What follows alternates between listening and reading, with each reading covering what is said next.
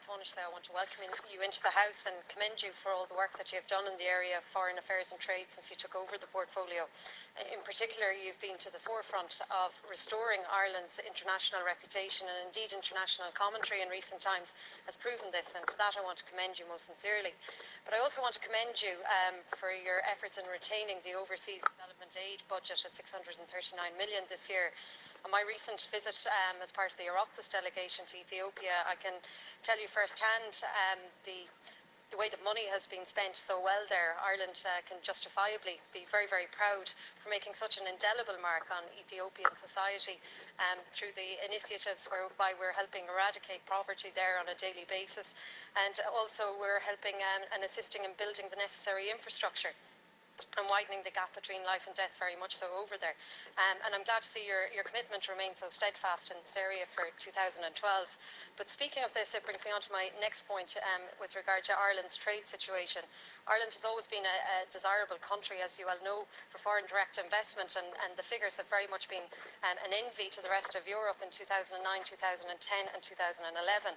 But I know you've shown a particular commitment with regard to the trade aspect of your portfolio, Minister, through your introduction of the Africa strategy and also your commitment to targeting the BRIC countries for trade possibilities. However, it's now one of the defining characteristics of the next economy that we fully recognise the essential role to be played by exports. If Ireland is to fully benefit from the transformational changes taking place in world markets, we must reorientate our economy and the policies that shape it towards increasing our exports. We must be very mindful of the situation in Germany, how they came out of the Great Recession through the force of an export sector that now constitutes half of its economy.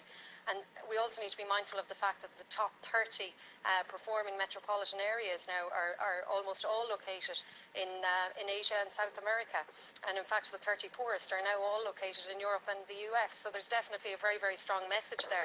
And it means very much so that the nations around the world, as they urbanise and accelerate their growth, that we now have new markets that we can tap into. Minister, it's essential as well that we place flesh on the bones of commitment and look to start up the Strategic Investment Bank in Ireland, which might target companies who are export dependent.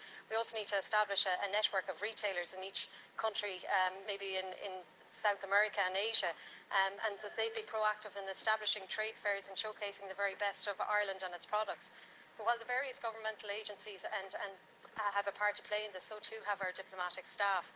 And we must look at measuring the success and impact in increasing trade opportunities through an audit procedure. And I would ask your department to look at instigating such measures.